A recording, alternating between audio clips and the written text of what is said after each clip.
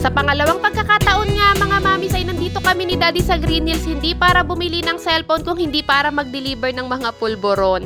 Hindi na nga ako nakapag-video papunta dito dahil may inis lang din kayo sa sobrang traffic. Yung ang traffic na nga tapos medyo umaambon-ambon pa na malakas tapos may bit-bit pa kaming 20 bucks ng pulboron.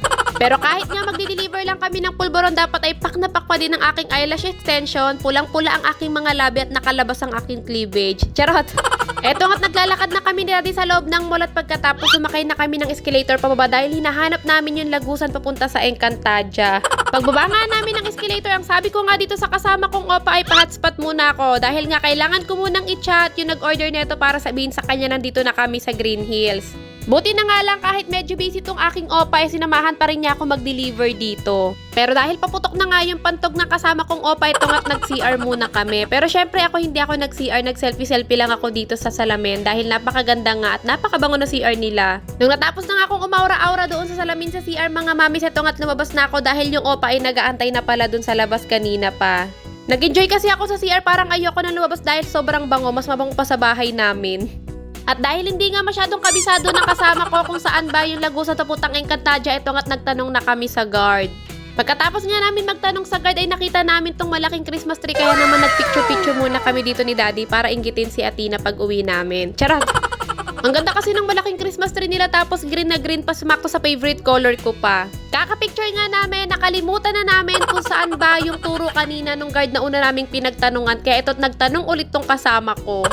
And finally nga mga mamis, hindi na kami naligaw at nandito na nga kami sa lagusan papuntang Encantadia. Kung nakikita nyo nga yung bridgeway na papasukan namin ay tandaan nyo yan mga mamis dahil nandiyan ang sagot sa inyong mga tanong. Charot! Nandito nga pala kami sa bilihan ng mga cellphone. Kung saan maraming mura at legit na cellphone. Mapa iPhone man yan or Samsung or kahit anong brand ng cellphone. At finally nga mga mamis, nandito na kami sa Cellphone Republic dahil sila yung nag-order sa amin ng 20 bucks na pulboron. Kung napanood nyo nga mga mamis, dati yung vlog ko na bumili ako ng cellphone ay dito ako bumili noon sa Cellphone Republic. At yung cellphone na yon, ito yung ginagamit ko ngayon sa pagbablog ko. Hindi brand new yung cellphone na nabili ko sa kanila mga mami, second hand lang pero kung makikita nyo naman yung quality ng camera ay talaga namang napakaganda. Yes mga mamis, marami sila ditong second hand na sobrang gaganda pa at marami din sila ditong brand new. Kaya kung nagpaplano nga kayong bumili ng cellphone, second hand or brand new man yan, ay dito na nga kayo bumili sa Cellphone Republic.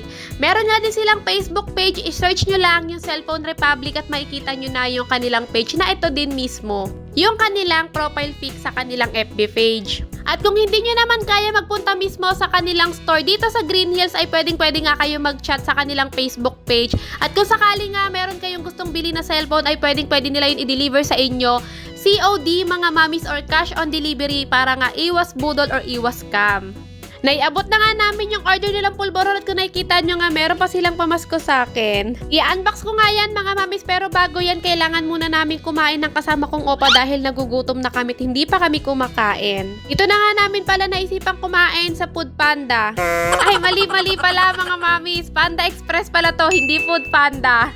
Medyo may kamahalan nga dito pero okay na din kasi madami naman yung serving nila. Tsaka isa pang sabi ko talaga dito sa kasama kong opa, gusto ko nga talagang kumain dito sa Panda Express.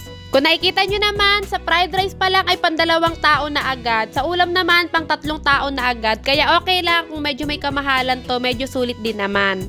Nung nakuha na nga namin yung order namin, itong at nauna na ako umupo. Yung kasama ko naman, nag-order muna siya ng drinks niya at pagkatapos sabi ko tubig na lang sa akin dahil bawal nga ang drink sa akin. Ma-share ko nga lang sa inyo mga mamis. Sa tuwing meron nga kaming importanteng lakad or meron kaming mga inaasikaso, ginagrab na namin yung chance para makakain kami sa labas at yun na yung pinaka-date namin. Hindi kasi namin magawa na mag-date kami nang hindi kasama si Athena. Kaya naman, sinasamantala lang namin yung pagkakataon sa tuwing meron kaming nilalakad. Pero kapag meron lang naman kaming budget pang kain sa labas, kapag wala tamang fishball lang tsaka gulaman sa tabi-tabi. Pero dahil mapera nga tong afam na kasama ko ngayon, ito nga tito ko siya inaya sa Panda Express na akala ko ay Food Panda dati. Pero sa totoo lang, kahit nga kumakain kami sa labas, hindi pa rin pwede na hindi namin isipin si Athena. Kaya naman ang ginagawa nga namin ay binibilhan namin siya ng maraming pasalubong para naman hindi kami nakukonsensya netong kasama ko. Pero sa totoo nga lang mga mami, mabibilang nyo lang talaga sa daliri nyo kung ilang beses pa lang kaming kumain ni Daddy sa labas nang hindi kasama si Athena. Kung hindi nga lang nagmamadali sana tong kasama ko ay plano pa talaga sana namin maglakad-lakad dito sa Green Hills. Kaya lang pagkatapos namin kumain, kailangan na din namin umuwi dahil nga may pasok pa sa trabaho tong kasama ko. Nung natapos na nga kaming kumain ay bigla na lang kaming natulala nitong kasama ko. Napaisip kasi kami na bakit nga ba kami kumain dito sa Panda Express wala na nga pala kaming pang budget kinabukasan. Kaya naman ang sabi ko nga dito sa kasama ko ay hayaan niya na, mahalaga naman ay nakakain kami ng masarap ngayon. Kesa nga malungkot kami netong kasama ko, ang sabi ko nga mag-unbox na lang ako dito habang nagpapahinga kami. Nakakatuwa kasi hindi ko inaasahan na bibigyan ako ng pamasko ng Cellphone Republic. Noong nag-chat kasi sila sa akin, ang sabi nila meron silang mga pamasko sa mga nagvo-vlog sa store nila.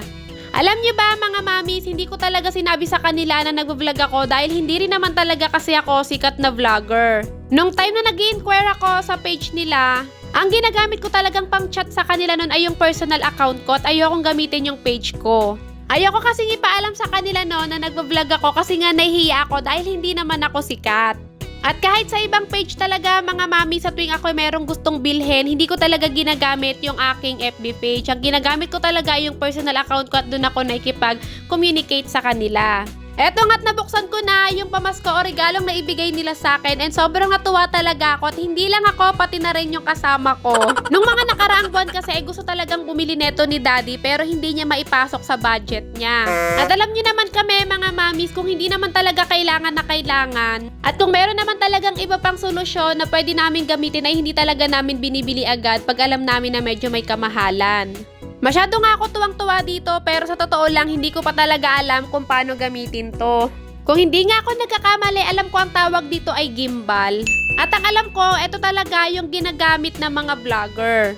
At dahil nga meron na din ako nitong gimbal, feeling ko tuloy ka-level ko na rin yung mga sikat na vlogger. Charot lang.